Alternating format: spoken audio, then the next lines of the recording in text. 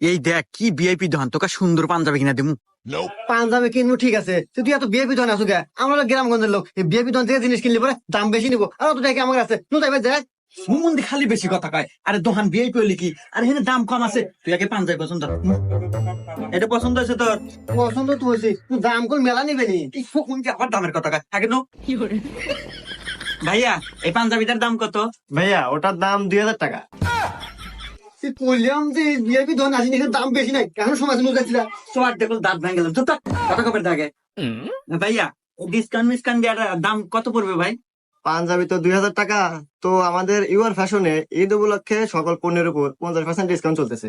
তো ডিসকাউন্ট করে পাঞ্জাবির দাম আসে 1000 টাকা। দেন দেখছো মুমন্দি দোকান ভিআইপি হইলে কি, আরে দাম মেলা কম না, রং কামে এত কাস্টমার না দেখ। ভাই প্যাক করে দেন।